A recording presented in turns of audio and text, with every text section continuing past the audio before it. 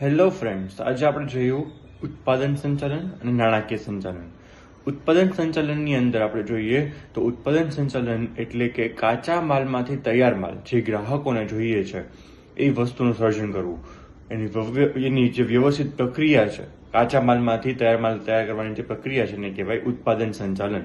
એનું સર્જન છે, ઉત્પાદન સંચાલનનું સર્જન છે એ કાચા માલને વપરાશ યોગ્ય વસ્તુ બનાવવાનું અને કુદરતી કાચા માલને માનવ પ્રયાસો દ્વારા વપરાશ દ્વારા યોગ્ય વસ્તુમાં ફેરવવાની પ્રક્રિયા એટલે શું કહેવાય ઉત્પાદન સંચાલન.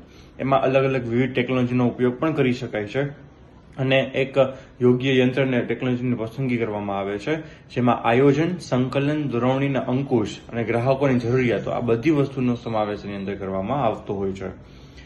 ગુણવત્તાના અંકુશ ઉપર પણ કંટ્રોલ રાખવો એટલો જરૂરી છે, કેમ કે જો વસ્તુની ગુણવત્તા નહીં હોય તો કોઈ ગ્રાહક તમારી પાસેથી માલ સામાન ખરીદશે નહીં.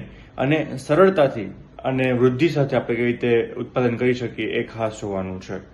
ત્યાર પછી આપણે જોયું હતું નાણાકીય સંચાલન. નાણાકીય સંચાલનની અંદર સૌથી પહેલા તો તમારે નાણાંની જરૂરિયાતોનો અંદાજ બી પડે કે આપણે કેટલા રૂપિયાની જરૂર છે, બરોબર. પછી એ પ્રમાણે નાણાંનું આયોજન કરવું પડે. અસ્કયામતોની વ્યવસ્થા કરવી પડે, એટલે કે આપણે મિલકતો કેટલી જોશે એનું પણ આપણે મેનેજમેન્ટ કરવું પડે.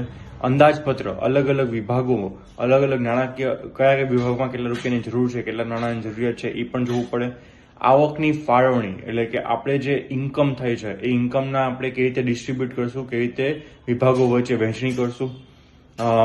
પૈસા, મૂડી આપણી પાસે આવી ગઈ છે, પછી મૂડીનો ઉપયોગ આપણે કેવી રીતે કરવાનો છે, ક્યાંથી મૂડી મેળવશું, નાણાંનું પ્રાપ્તિ સ્થાન શું હશે અને એ નાણાં મેળવવા માટેની કાર્યવાહી શું કરવી પડશે, એનો ઉપયોગ અને અંકુશ, નાણાંનો ઉપયોગ અને અંકુશ કે એના ઉપર કંટ્રોલ હોવો જોઈએ, ખોટી રીતે પૈસા વેડફાઈ ન જાય.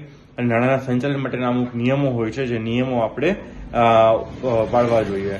અને કરવેરાનું આયોજન પણ આપણે કરવું જોઈએ, જેથી કરીને આપણે કેટલો ટેક્સ ભરવાનો આવે છે અથવા કેટલો ટેક્સ આપણે ભરી શકીએ છીએ અથવા તો એડવાન્સમાં ભરવાનો હોય તો એ રીતે આપણે એનું પ્લાનિંગ પણ કરવું પડે. એટલે કે નાણાં મેળવવા, એનો ઉપયોગ કેવી રીતે કરવો અને આવકની ફાળવણી કેવી રીતે કરવી, એટલે કહેવાય નાણાકીય સંચાલન. Thank you.